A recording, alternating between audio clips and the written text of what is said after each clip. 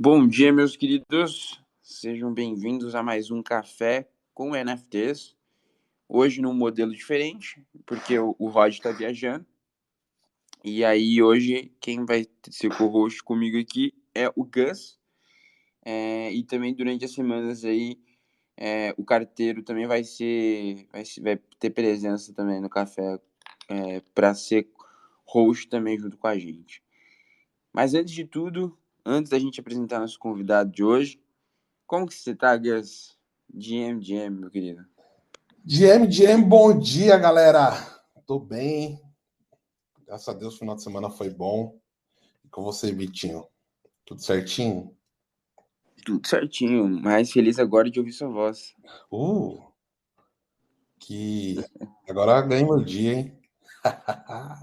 Pois é, o Gus é um cara que sempre tá no café, sempre tá com a gente aqui, então acho que vai contribuir bastante também pelo papo, sendo co-host aí agora.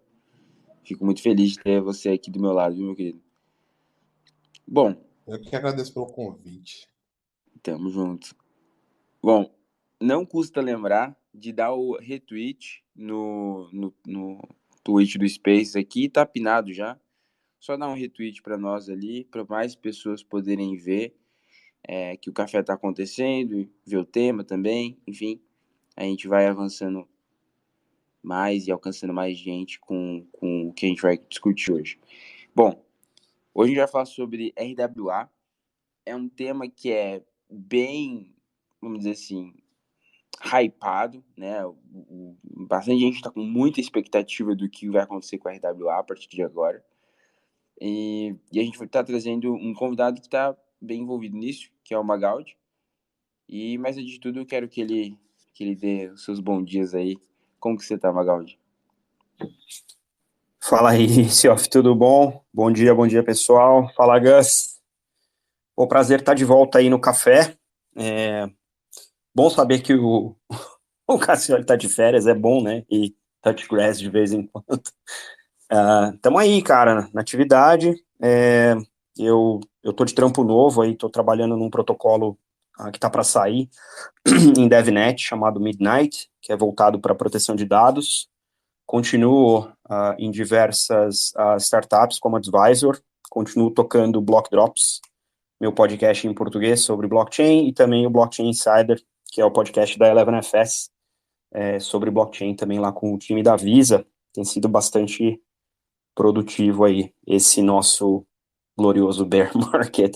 Mas prazer estar de volta aí e empolgado para falar um pouquinho de tokenização de ativos reais. Valeu.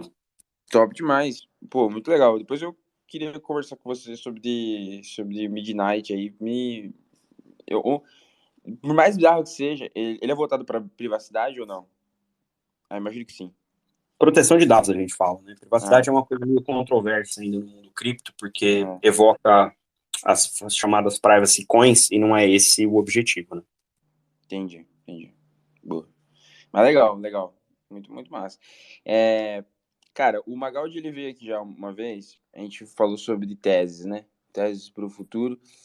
E, cara, a RWA é uma tese que tá bem forte pro nosso futuro aí, até próximo. Eu pensava que não, né? Eu pensava que talvez a gente pudesse ver RWA numa distância muito longa de tempo.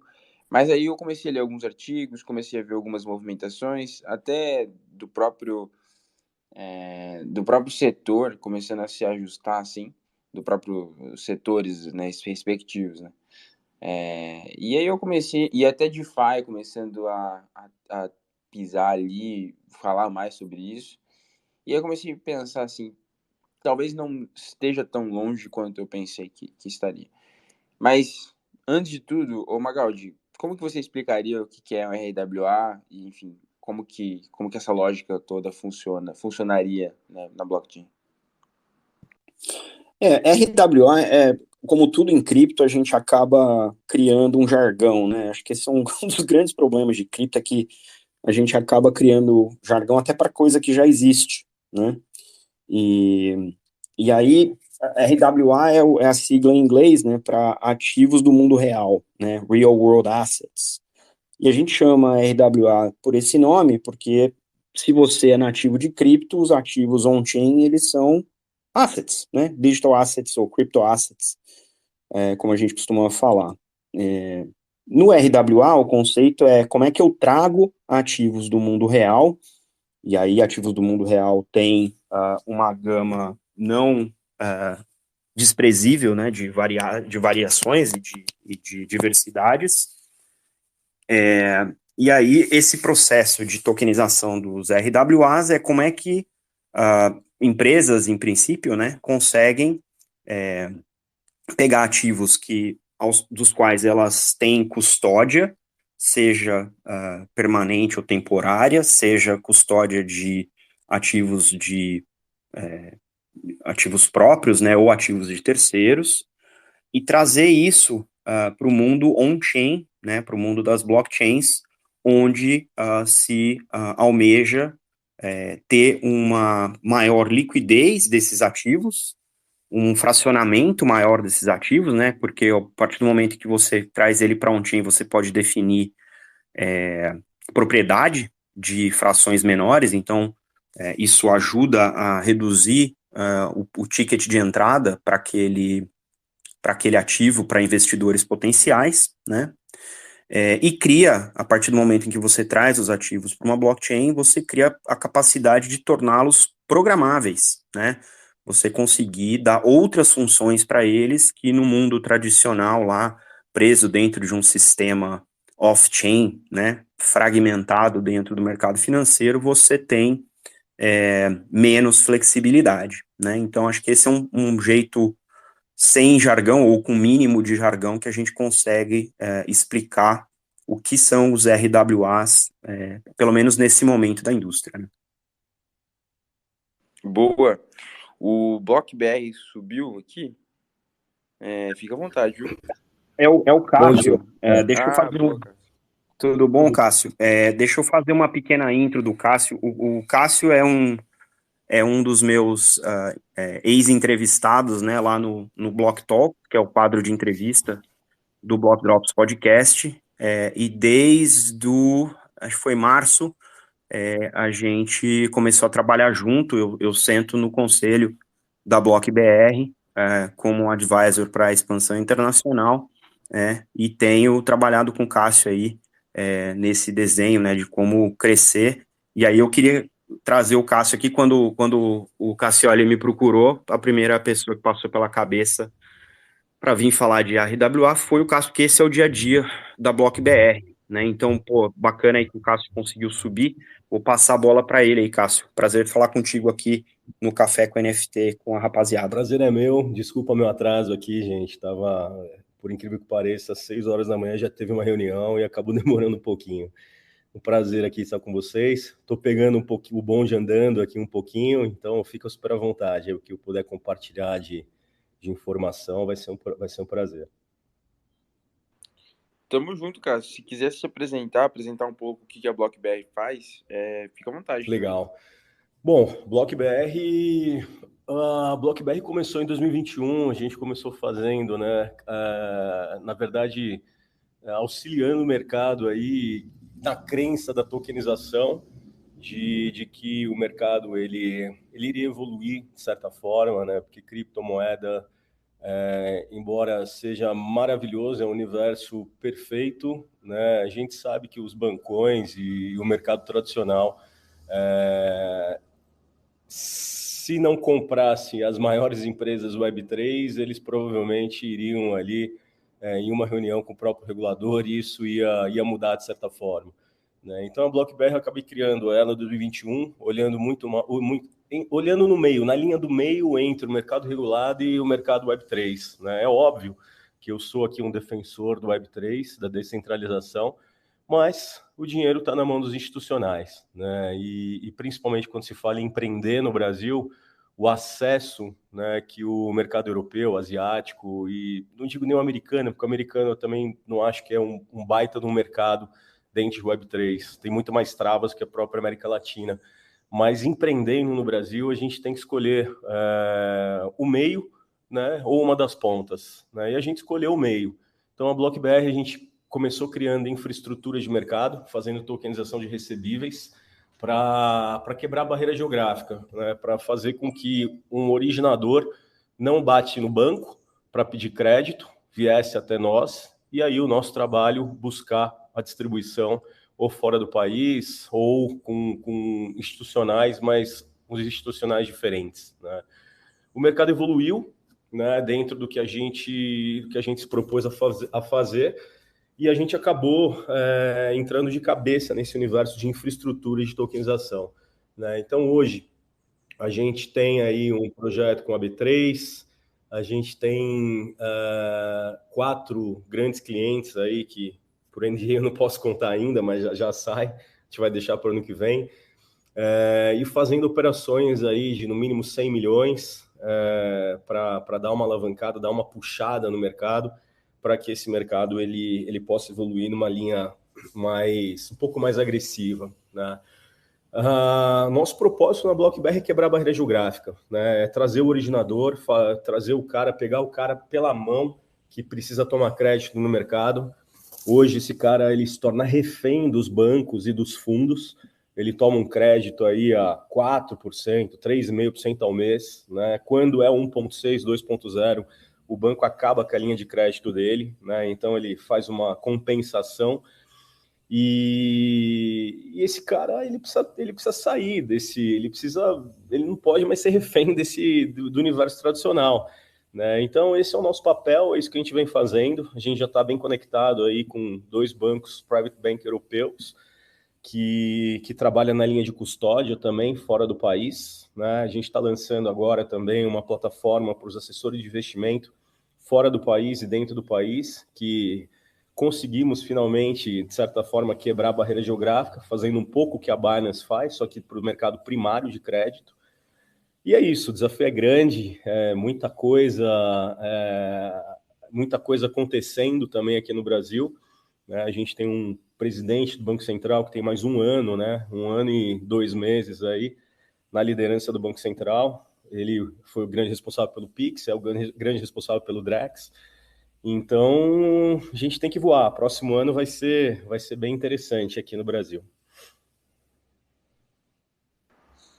Boa, acho que dá para discutir vários aspectos do avanço no Brasil de RWA, mas primeiramente uma pergunta que eu sempre gosto de pensar sobre a RWA é assim, a DeFi como um todo, né, todo o sistema financeiro que foi construído on-chain aqui, isso daí até quem constrói em DeFi fala bastante, assim, eu já ouvi muita gente falando, muita gente experiente que está construindo DeFi há um tempo já, fala que cripto está desbalanceado, né? Tem muita coisa redundante em cripto, né? Então, por exemplo, você vai usar Uniswap, é uma infraestrutura interessantíssima, né? A AMM é uma coisa que não existia no mundo tradicional, um market making automático em código e tal, e que permitisse que qualquer pessoa pudesse acessar. Mas é uma ferramenta que serve para quê? Serve para tradar tokens. Quais tokens? Uniswap, o token de governança da Uniswap e Ether. Ou coisas assim, sabe? Acaba sendo um pouco redundante.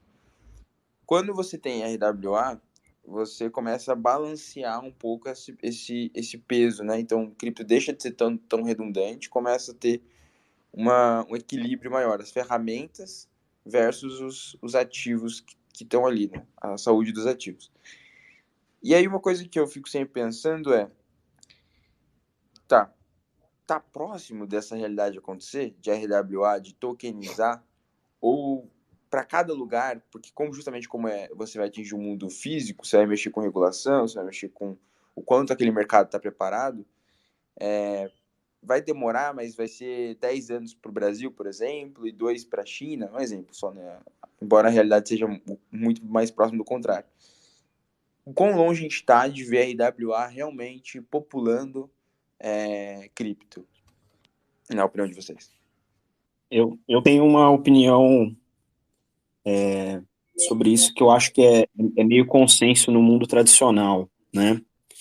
Que a gente não vai conseguir transformar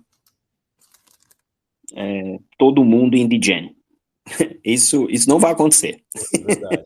Por mais que a gente queira e a gente ache que esse é o caminho, eu acho que vai algumas boas gerações até a gente naturalizar algumas das coisas que a gente vê em cripto.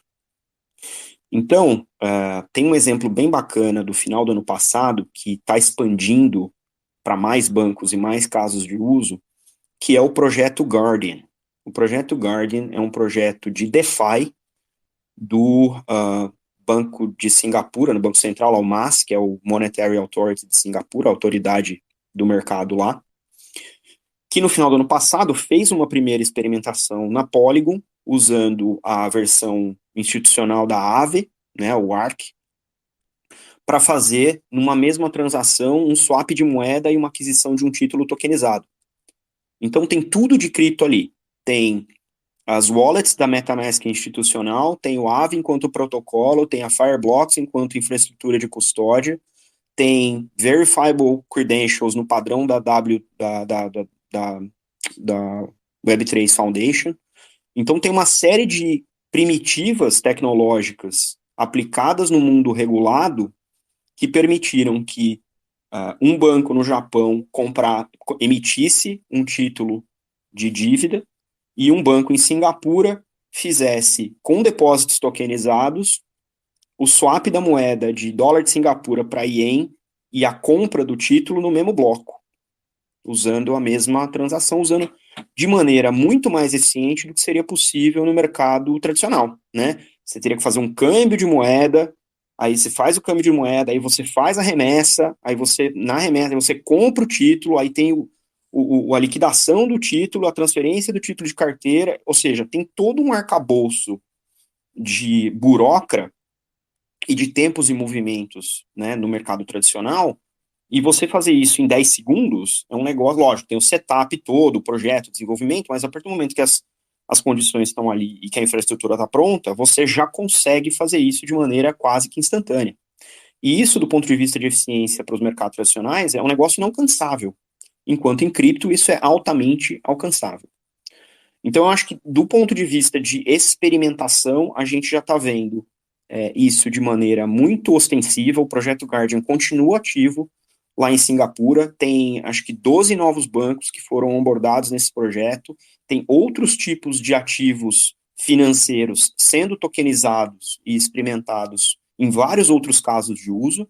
Então, eu não acho que está longe do ponto de vista de ser viável. Talvez esteja longe do ponto de vista de ser amplo, de ter ampla adoção, porque nós estamos falando de um dos reguladores mais avançados em cripto, que é o MAS, né?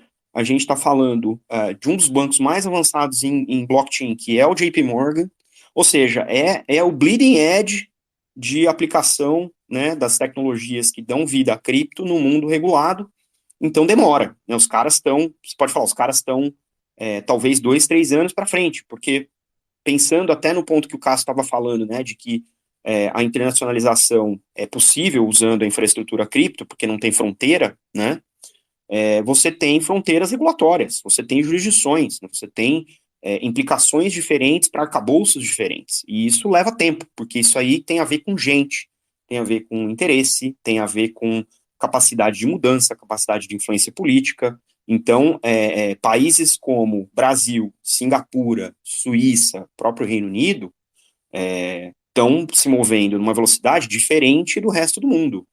Mas são poucos os países que têm esse DNA de inovação. Então, até que isso seja seguro e que as pessoas não se sintam como degens fazendo, né, ou tomando riscos desconhecidos, né, ao usar uma infraestrutura dessa, a gente vai ter uma transição aí que vai demorar algum tempo. Aí, se me pedir para adivinhar, eu vou fingir que não é comigo, porque é difícil adivinhar esse tipo de coisa e a chance de estar errado é 100%, né? Mas eu acho que tem um esforço aí do ponto de vista não tecnológico para a gente educar desde o regulador, né, desde o legislador até os empreendedores e os usuários. Então, fazer uma concessão na descentralização do mercado, como a BlockBR está fazendo, como o Cássio citou, ela é fundamental para a gente mover o mercado adiante, né, até que a gente consiga ter uma descentralização mais real, mais ideal, né, acho que ideal vai ser difícil, mas mais real do que é possível atingir ao longo desse período. Então, acho que, assim, gosto muito da tua pergunta, acho que tem desenvolvimentos relevantes nesse espaço, mas é como tudo que acontece em inovação tecnológica, né? Ela não está homogeneamente distribuída e isso leva tempo. Eu concordo 100% com o que o Magaldi falou. E aqui, né?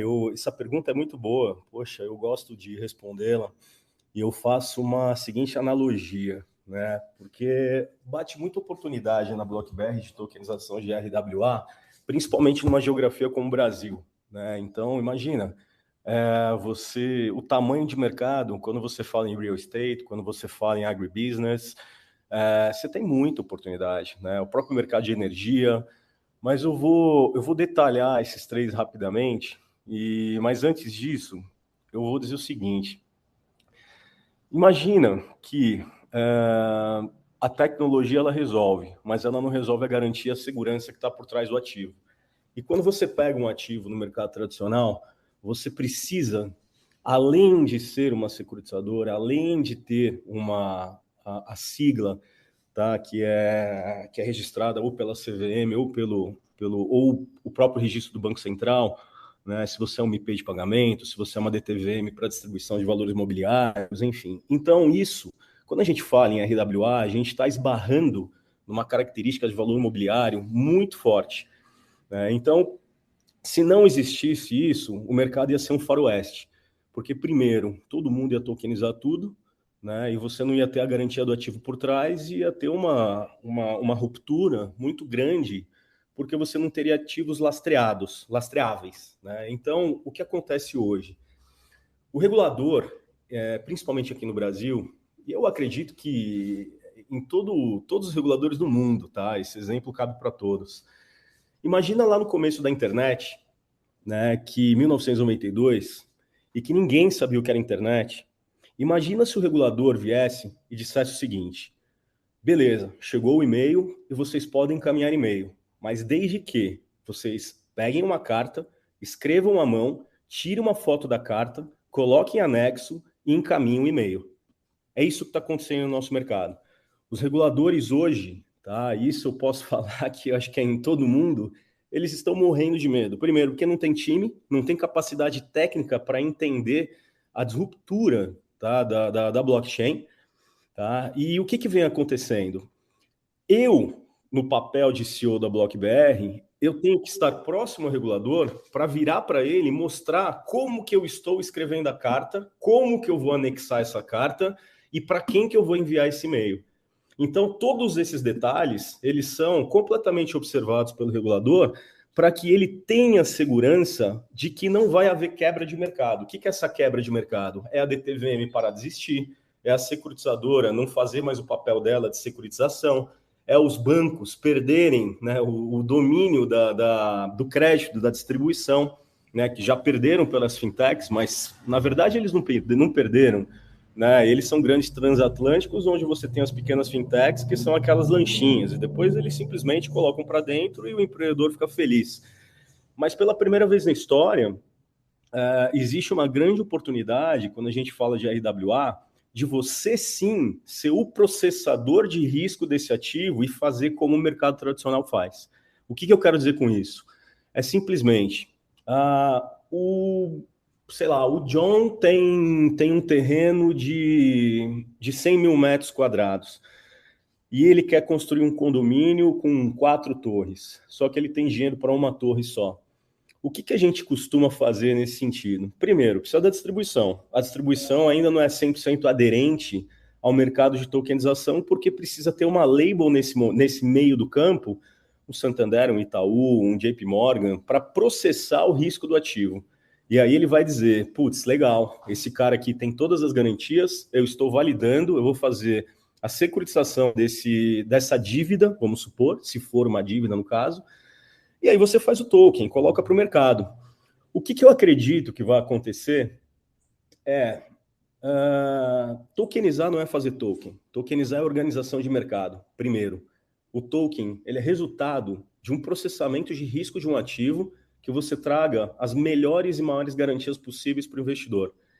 E o que vai acontecer com isso? Os DeFis, tá? Se você pega Ripple, se você pega a própria Ethereum e vários, Polygon, aliás, e várias outras, esses caras vão começar a plugar em empresas como a BlockBR. Porque quando a gente fala no crescimento da RWA, a gente está falando justamente em um ativo que ele precisa ter reputação. E quem cria reputação é a empresa que está por trás.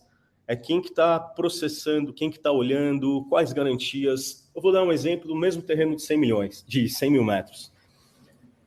O terreno, ele até poderia entrar como garantia de um token, mas esse terreno ele tem que ser líquido, ele tem que ser avaliado, tá? Tem que ter a constatação de avaliação dele, e ele entraria como garantia no máximo, aí 50% ou 70%, se for falar em um terreno assim, extremamente líquido, para um primeiro tranche de oferta.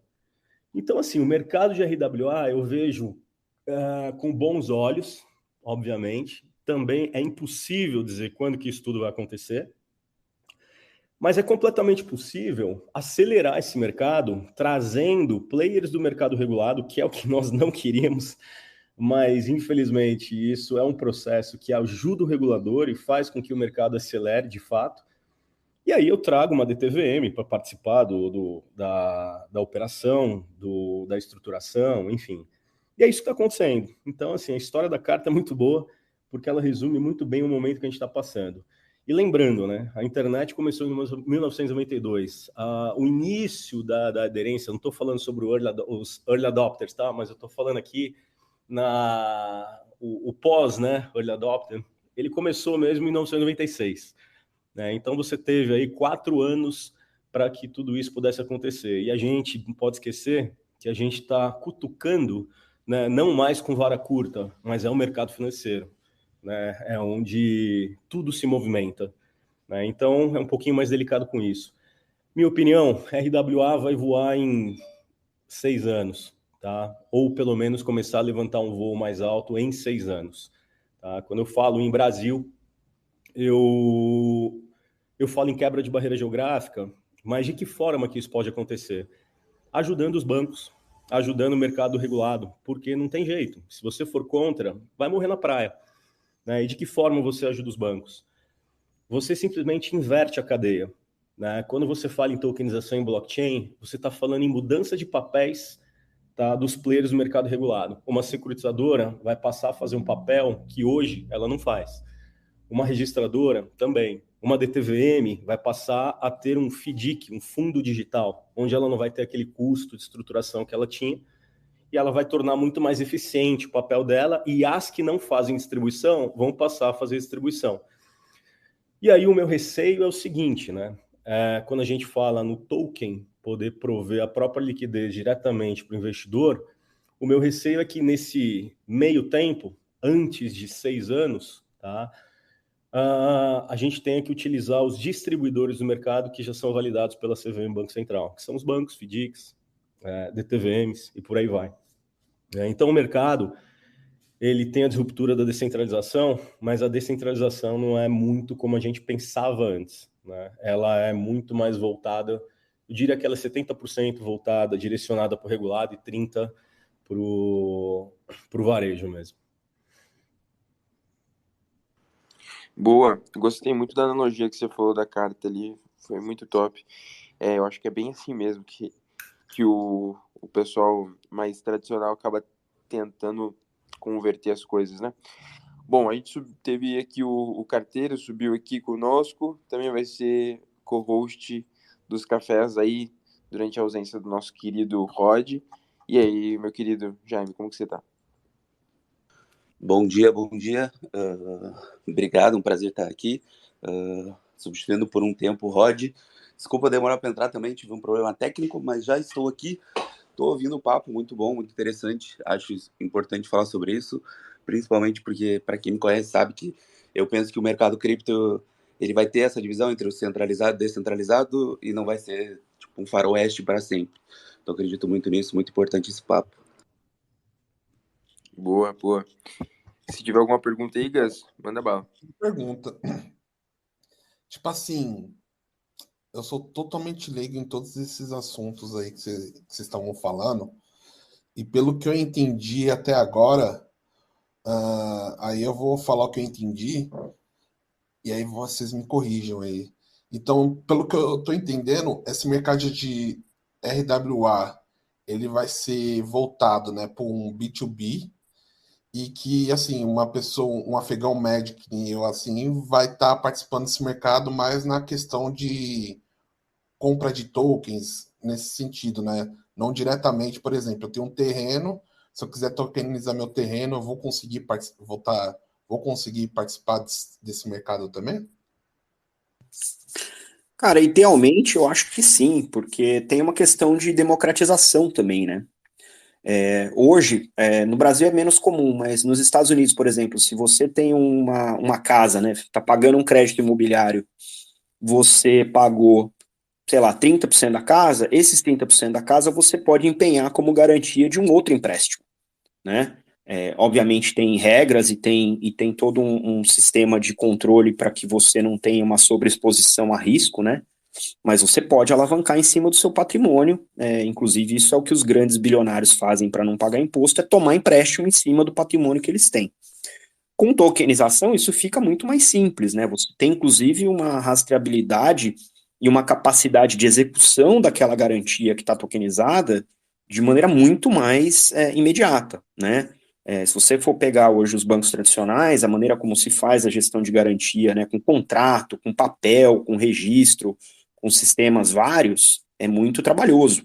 Quando você tem uma garantia numa operação de empréstimo, essa garantia está tokenizada, né, lembrando que a gente está falando aqui da internet, né, da propriedade, da Internet of Ownership, a partir do momento em que tem um gatilho de uma execução de garantia, num token você muda o token de carteira, pura e simplesmente. Então, o custo de operacionalizar garantia é This space was downloaded via spacesdown.com. Visit to download your spaces today. muito mais barato, muito mais eficiente, muito mais transparente do que no mercado tradicional. Em relação ao varejo, eu vejo duas possibilidades.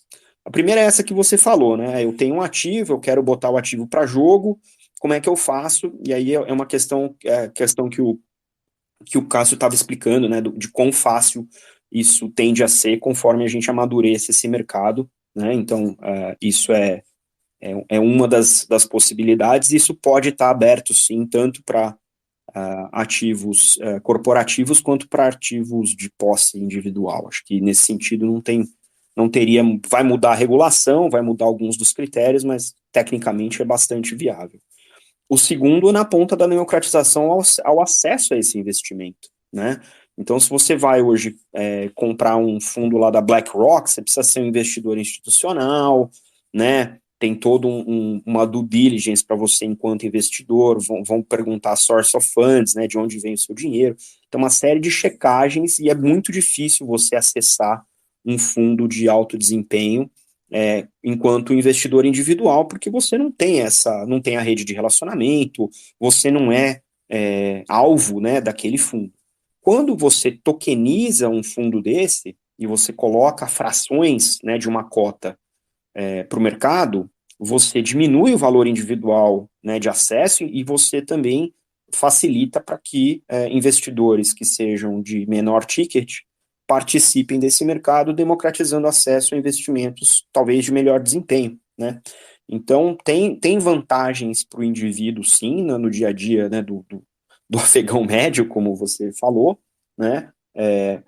Obviamente, aí você passa a ter, enquanto um investidor médio, você passa a ter acesso a produtos mais sofisticados, né, com uma exposição de risco agora, né, tokenizada também, e que você pode, inclusive, aí vem o valor que eu acredito que seja o valor da tokenização de ativos RWA, né, dos RWAs, que você agora tem capacidade de criar programabilidade em cima desse seu portfólio, né? O Vitor estava falando da Uniswap, né? Pô, agora eu tenho aqui acesso a uma cota da BlackRock. De repente, você pode montar uma estrutura usando essa cota ou como garantia, ou fazendo uma trade nessa fração de cota numa exchange descentralizada, né?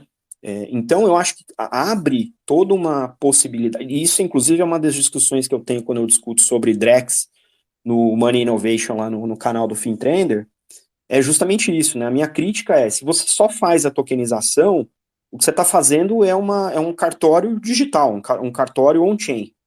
O valor está em o que você faz uma vez que você tokenizou esse ativo. Ele é programável? Ele tem uma liquidez em algum outro lugar?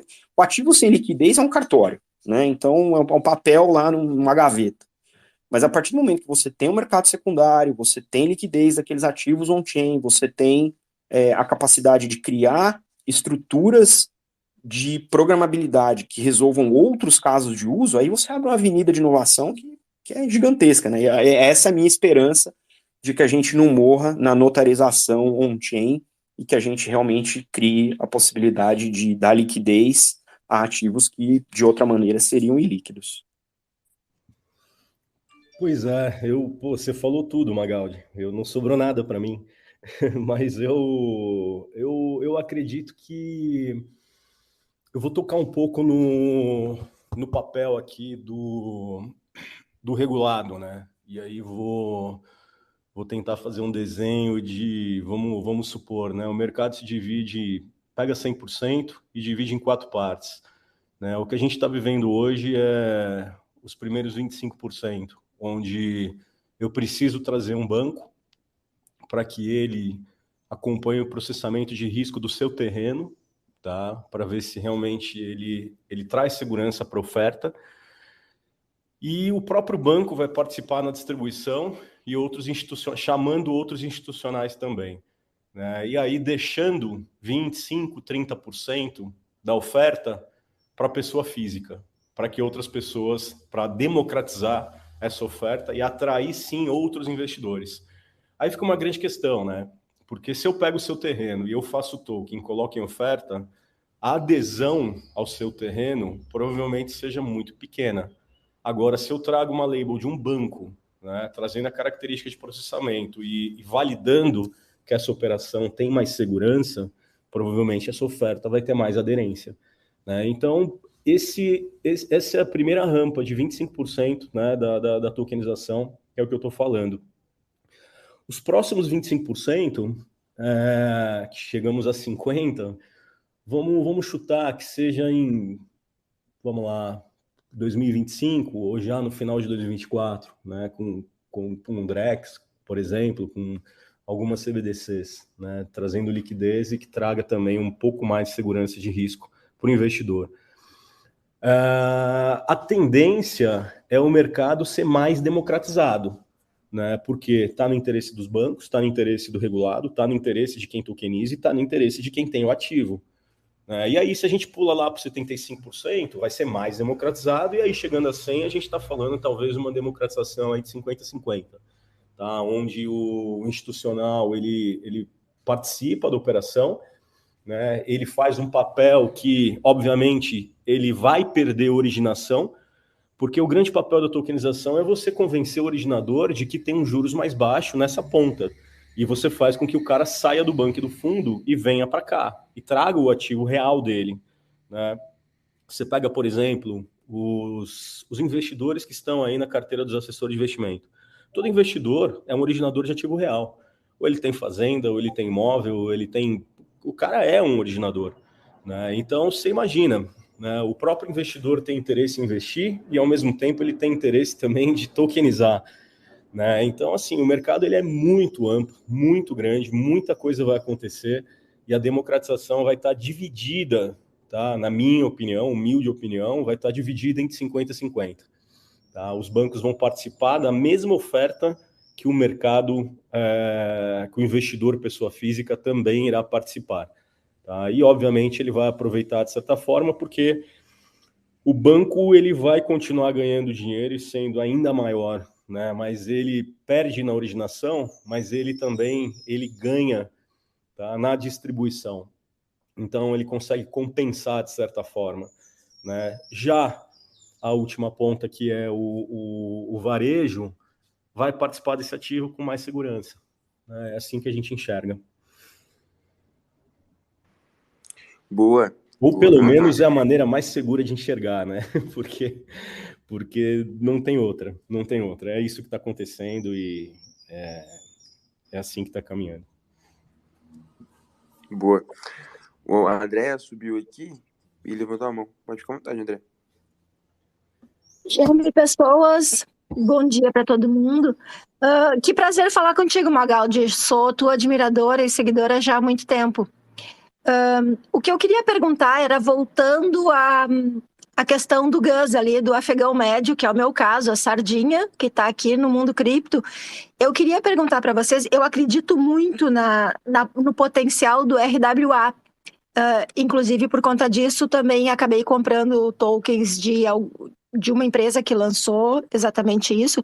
Mas a pergunta é, como é que a gente protege o afegão médio, no caso, pessoas como eu, da volatilidade desse mercado neste momento que early adopters estão presentes? Então, a gente sofre muito com essa subida e descida, né, tão feroz desse mercado.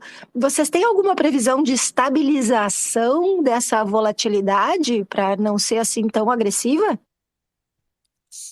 Fala, André. Bom falar contigo também. Eu vou começar pelo disclaimer do que nada do que eu digo aqui é financial advice. Senão aparece o meu jurídico aqui daqui a pouco. Eu acho que... como é que eu interpreto volatilidade no mercado cripto? Essa é a minha interpretação. Eu não sou um investidor, eu sou um builder. Eu não sou um investidor, eu não sou um trader, né? Mas a minha interpretação, ela é meio first principles, assim, né? Se você contrata um serviço de tecnologia de um provedor de nuvem, qualquer nuvem, ele vai te dar um preço. Esse preço é super estável, né? Mas é um preço que é definido pelo fornecedor. Você não afeta isso, a demanda por aquele serviço não afeta isso, pelo menos não de maneira tempestiva. O uso ou não uso do volume contratado afeta muito pouco o preço, e se afeta você já sabe. Então tem muita certeza, mas também tem muita centralização. Quando eu olho para cripto e para infraestrutura de blockchains públicas, o que a gente vê quando a gente fala de preço do ativo? A gente fala de preço do ativo olhando para a demanda, né? Se você olhar para Bitcoin, para Ether, e para qualquer outro ativo nativo das blockchains, o que esse ativo representa é a capacidade de comprar block space, né? Espaço no bloco das blockchains. E por que os blocos ocorrem ou em tempos determinados ou volume determinados, dependendo da blockchain, você tem uma flutuação de demanda bloco a bloco.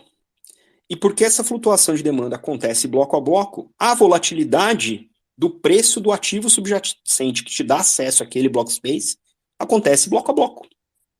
E aí é muito difícil você, primeiro, prever isso, e segundo, fazer uma proteção, né, quando você é um investidor ou um comprador de cripto médio. Porque você precisa ter um grau de sofisticação para fazer hedging dessa volatilidade. Volatilidade é super bacana para especulação, né? A partir do momento que você tem a variação de demanda, você tem uma oferta estática e a demanda varia, o preço varia de acordo com a demanda, eu estou falando de block space, né? Você passa a ter uma volatilidade alta, porque a demanda varia, depende de quantas aplicações estão rodando na rede, quem está fazendo, volume de transação, tem uma série de variáveis que o afegão médio não tem acesso para monitorar e, portanto, não consegue fazer um hedging eficiente contra aquela volatilidade. Então, a gente tem que encarar tudo que acontece no mundo cripto hoje como um grande experimento, né?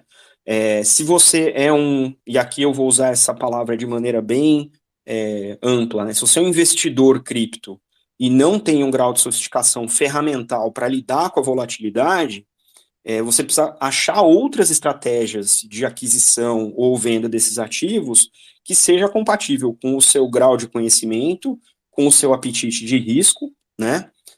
E também com a demanda, né, e a sofisticação que você consegue despender de tempo para gerenciar isso, porque tudo isso aí também é tempo, né?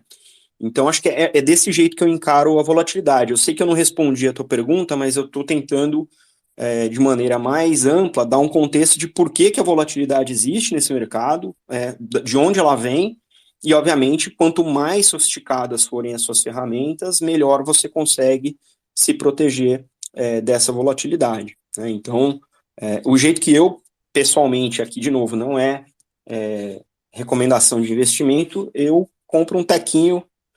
Sempre que tem uma graninha, eu compro um tequinho.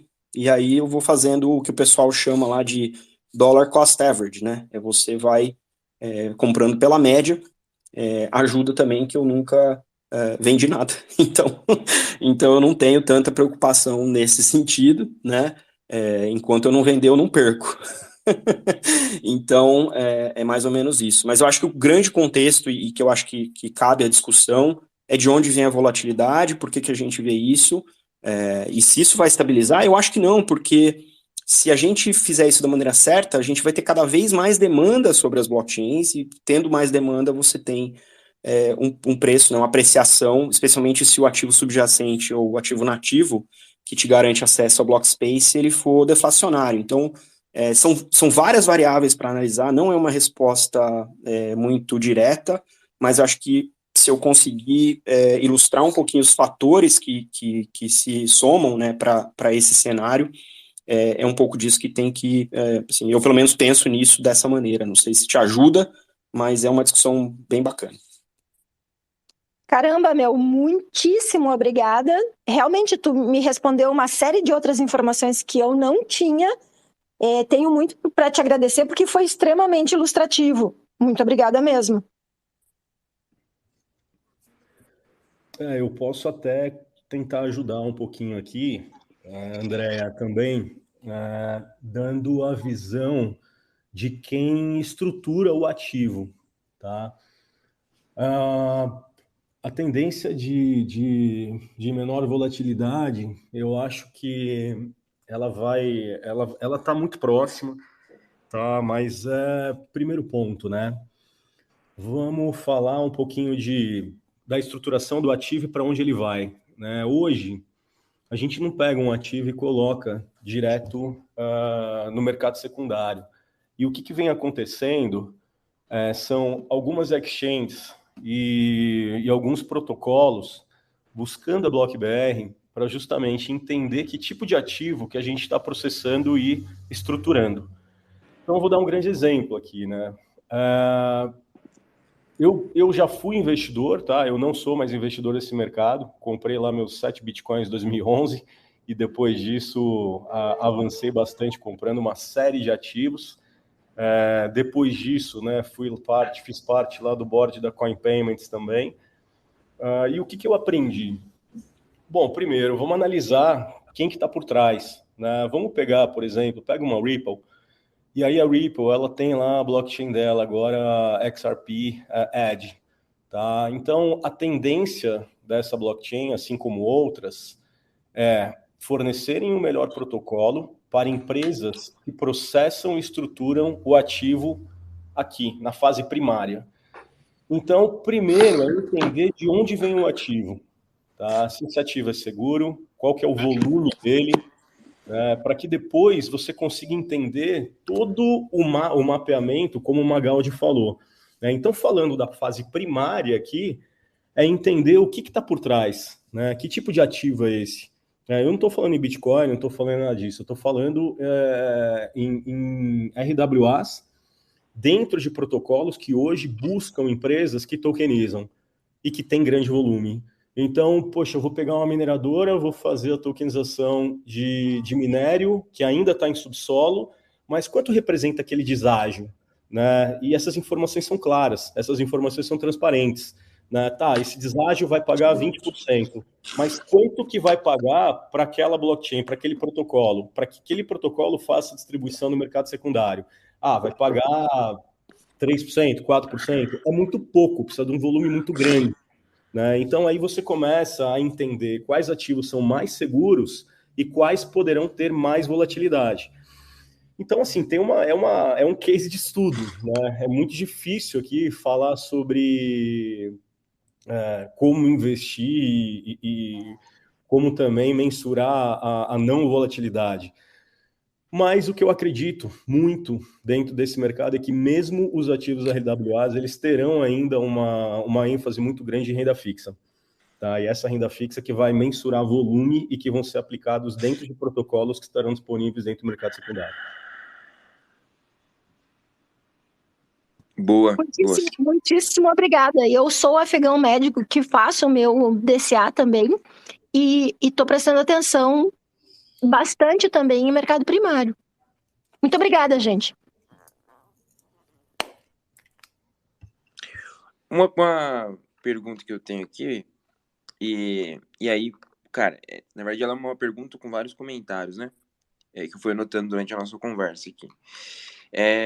A gente tem uma coisa no Brasil que o pessoal tá bem bullish e aparentemente pode ajudar bastante a gente em RWA, que é o DREX, né? A segurança jurídica que o DREX vai trazer para players, para gestoras, para originadores de assets, de ativos de mundo real, é bem maior.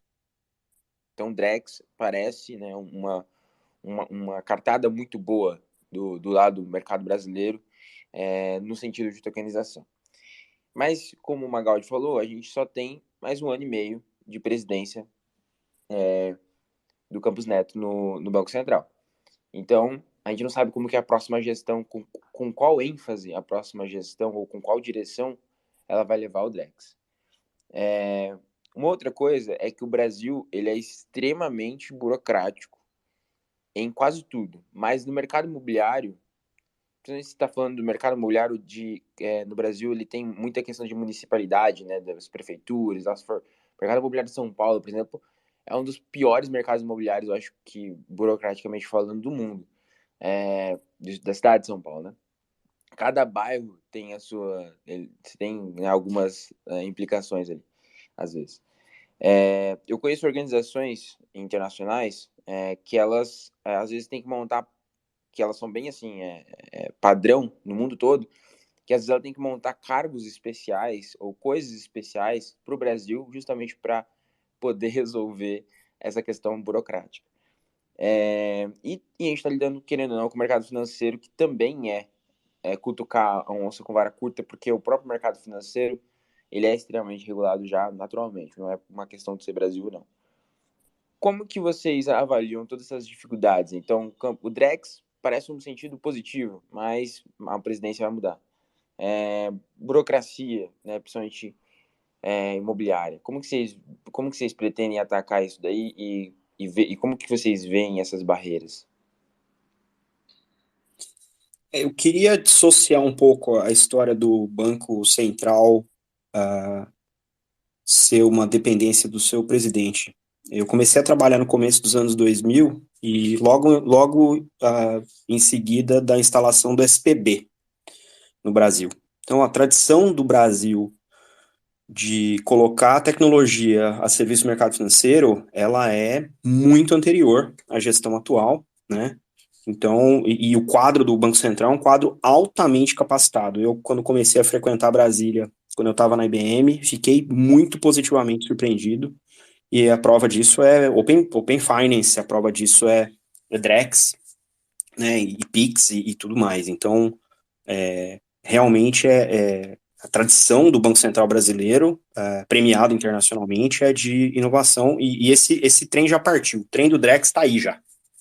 Né? Então, eu acho que essa é uma segurança que a gente tem em relação ao Banco Central do Brasil, de continuar empurrando inovação. Não tenho dúvida de que isso vai continuar sendo honrado, essa tradição vai ser honrada.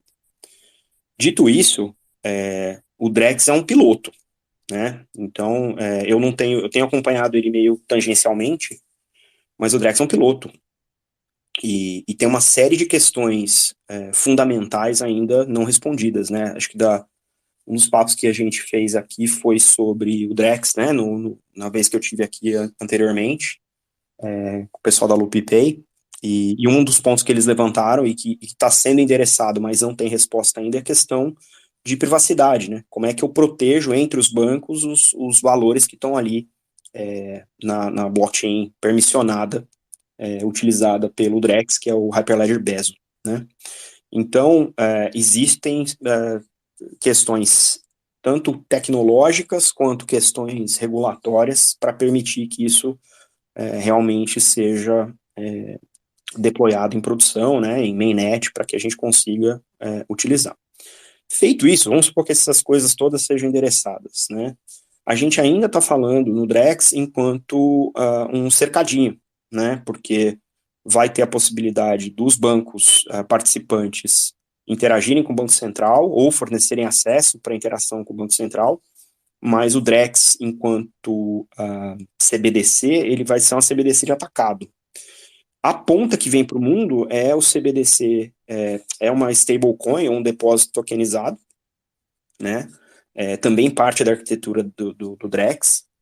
Esse sim pode ser que a gente veja rompendo a barreira, né, do cercadinho e indo para DeFi, né? Então acho que existe aí uma certa esperança, né? E eu tenho falado com alguns dos atores atuais aí do programa do piloto, a esperança é de que seja possível você levar o seu depósito tokenizado e fazer negociações em mar aberto, o que seria extremamente positivo.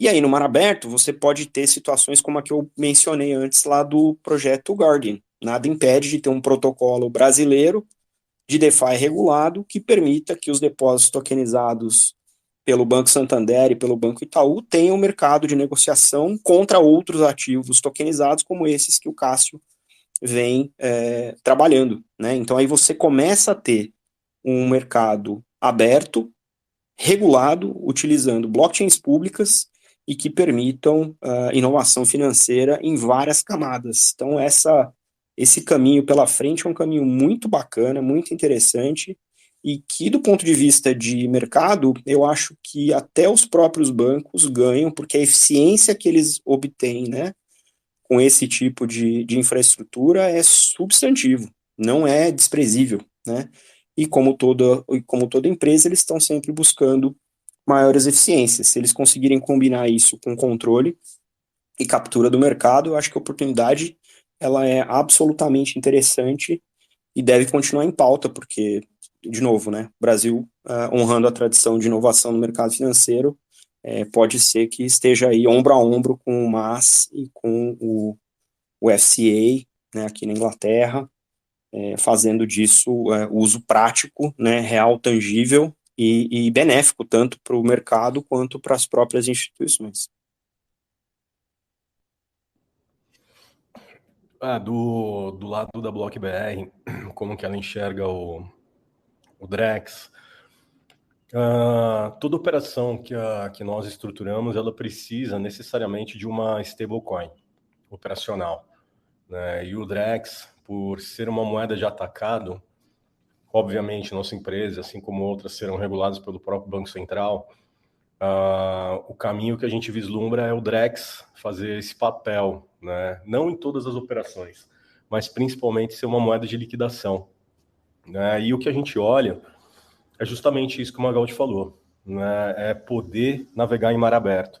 Esse é o grande sonho, né? O grande propósito do Drex é esse, né? Pelo menos dentro do nosso universo. E isso vai trazer uma série de possibilidades, né? Porque um investidor lá fora fazendo uso e comprando uma CBDC local, a gente não está falando em um BRZ, um BRL, a gente está falando em um Drex, que é uma moeda regulada pelo Banco Central e que supostamente traz uma segurança e garantia, né, transacional para um ativo. E, obviamente, vai ficar muito mais fácil do próprio Banco Central regular as empresas que fazem as emissões dos tokens, das operações, né? Então, eu acho que a aplicada DeFi vai voar muito alto. Essa é a nossa visão. Agora, respondendo sua pergunta em relação ao mercado imobiliário, o mapa que a gente tem aqui no Brasil, não só no Brasil, mas no mundo, a gente agora está com uma operação imobiliária nos Estados Unidos também, e aqui no Brasil a gente tem 4 operações imobiliárias. O regulador, tá? Na verdade, assim, o que está acontecendo, né? O dono do ativo, ele geralmente abre um fundo, vai para um FII, vai para um FIP, né? Procura o agente regulado para montar essa estrutura e monta o fundo. A gente veio desenvolvendo um FIP digital e um FI, tá, digital, que segue as mesmas estruturas para que o dono desse ativo possa colocar via token. Então, basicamente, são 2 tokens. Um token estrutural, condicional, e o outro token é transacional, que ele simplesmente representa e copia as mesmas regras de distribuição, né? Então, você tem lá os 3 andares, né, de investidor pleno, cotas, né? Você distribui essas cotas via token. Que nem eu falei, né? Igual eu falei na minha primeira fala, né? O regulador, ele quer o quê? Ele quer que você escreva a carta, coloque tire foto e encaminhe por e-mail, né? Então, é o que a gente está fazendo. O que vai acontecer? Tá? A gente já tem uma operação dessa, conectar vias de distribuição diretas, onde o dono do ativo traga para dentro, você faça a estruturação e consiga conectar essas vias de distribuições, né? Ou pool de liquidez. Mas, de novo, ou eu faço isso via DeFi, mas mesmo assim, se eu não fizer o processamento de risco adequado desse ativo com as determinadas garantias, pode ter ruptura. Então, assim, está acontecendo, já é uma realidade, tá? A gente tem aqui operações mínimas de 100 milhões para funding no mercado imobiliário. Quando a gente fala dos intermediários aí no meio, todos eles querem participar. Aí eu estou falando de Bradesco, estou falando de bancos, da Ecoval, Bradesco, Itaú, FDICs, DTVMs. Todos esses caras olham para esse tipo de estrutura e falam, opa, como que eu participo disso? Né? E aí, se você for um pouquinho mais a fundo e for entender o papel de alguns intermediários, vamos falar de cartório, a gente tem que ser muito realista e entender que o mercado, ele não vai acontecer como aconteceu com o Uber, tá? Que simplesmente as brigas jurídicas, né, e o mercado foi dividido entre táxi e Uber e todo mundo conviveu em uma harmonia disfarçada. Não vai acontecer dessa forma, na nossa visão. Mas os cartórios, eles farão a utilização de blockchain para que eles não saiam desse papel e quem tokeniza vai ter que dividir esse registro, vai ter que passar por esse registro de alguma forma pelos cartórios, né? Isso já responde até outras questões sobre outros intermediários. Aonde isso chega? Se a gente colocar o Drex, onde você traz aqui uma incorporadora com um baita nome, que esteja listada numa B3, por exemplo, uma Gafisa, uma Cirela, é muito mais fácil de você fazer um token RWA, tá, com Drex para DeFi. E aí você não precisa trazer esses intermediários, porque o risco do ativo está no próprio originador, e esse originador tem um nome muito forte no mercado, porém, muita liquidez. Né? Então, tudo começa com uma curadoria de ativo, o processamento de risco desse ativo e entender como que ele vai ser configurado para o mercado. Né? Você tem várias qualificações aí de ativos, né? Assim como você tem várias qualificações de tipo de distribuidores. Então, não sei se eu respondi com exatidão a sua pergunta, mas eu acho que sim. Boa. E a gente vai... Muitos termos e muitas coisas a gente ainda vai conhecer no caminho, né? Por exemplo, originador eu já ouvia falar, mas eu ainda não sabia exatamente qual era o papel. Então agora a gente vai clareando melhor quais os papéis de quem durante esse fluxo aí, quem que vai ser mais regulado também, né? Porque às vezes a regulação ela vai ser um problema, entre aspas, para uma parte desse fluxo, né? Mas não necessariamente do fluxo inteiro. Uma vez que o ativo está tokenizado, já está bem lastreado, talvez não tenha demais problemas. Bom, pessoal, a gente está encaminhando para o fim aqui. Eu vou passar a palavra de hoje. Para quem não conhece a dinâmica da palavra do café aqui, a gente passa uma palavra por dia e essa palavra vai formar uma frase. Na sexta-feira, você manda essa frase para mim, eu mando a senha da gota. E aí você minta o NFT do café. A palavra de hoje é espere. E aí, o restante vai sair durante a semana. Aqui também no café a gente tem 2 parceiros oficiais, O primeiro parceiro é a Picnic.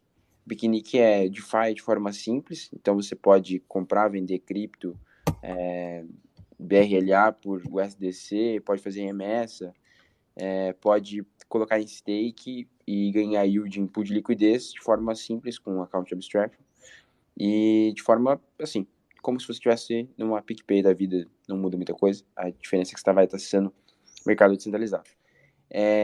E a Web3 Valley, que é uma aceleradora de projetos, e tem o programa Fast Track, que faz com que projetos passem por uma sessão de mentorias, entre outros treinamentos, para se estruturar, quem sabe receber investimento.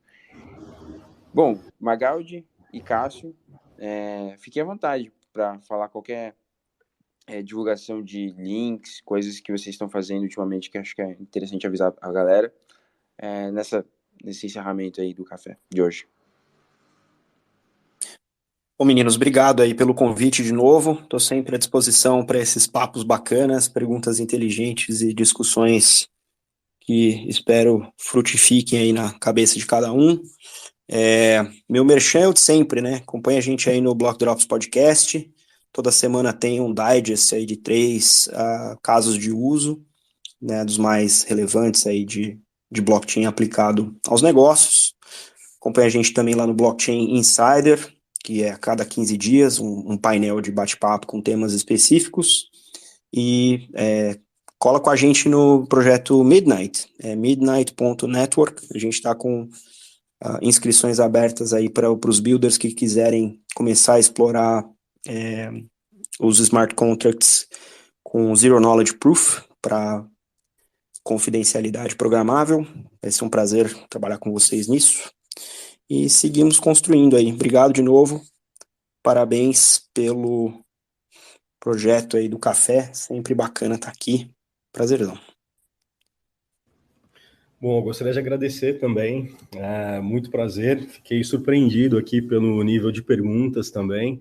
Participar com o Magaldi também é sempre bacana, né? Ele fala a maior parte do que eu gostaria de falar e muito melhor. Eu simplesmente fico com a sobra ali, que para mim está ótimo. E queria agradecer a todos vocês, obrigado. O meu merchan aqui são 3, na verdade. Tá? Um é a blockbr.com.br, quem quiser saber mais, site novo no ar. Tá? Infraestrutura, a gente acabou de lançar agora o BBR Station, o BBR Management. O BBR Station a gente possibilita a migração do mercado regulado para tokenização. E o BBR Management, a gente vem aumentando aí a via de assessores de investimento BlockBR. Tá? Hoje a gente tem 40 escritórios que ajudam aí a prover funding para que a gente venha tokenizando. Então a gente foi por uma via da linha do meio, né? Não ali somente olhando para o Web3 ou o mercado regulado, ou o mercado tradicional. E quem tiver interesse, quem quiser se inscrever também como um assessor de investimento também, a gente está pagando mais que XP, tá? Então esse é o nosso objetivo. Nosso objetivo aqui é fazer do universo tokenizado, fazer do token um novo mercado, e em breve aí a gente vai acabar virando uma corretora de fato, mas numa visão um pouco diferente que ninguém ainda fez, tá? Então é isso, blockbr.com.br, e fiquem super à vontade. Meu LinkedIn, Cássio Krupinski, também, se quiserem entrar em contato, qualquer coisa, estou super à disposição. Obrigado. Boa, muito obrigado, viu, Magaldi, Cássio, pela presença de vocês. Magaldi, é sempre uma honra receber ele aqui, e Cássio, muito prazer em conhecer, muito legal ver o pessoal construindo aí sempre. E obrigado, Gus e Carteiro, que serão aí nossos co-hosts durante essa época aí de férias do Rod. Eu queria que o pessoal tentasse acertar para onde que o Rod foi. Se vocês quisessem depois comentar ali no marca @Rod Cassioli e fala para onde que ele foi. Aí foi assistir o julgamento do SBF, eu acho. Lá nas Bahamas. Ele foi. Não é impossível, não. Mas beleza, galera. A gente se vê por aí. Um abraço. Abraço, pessoal. Valeu. Galera, tchau. Obrigado. Valeu, galera.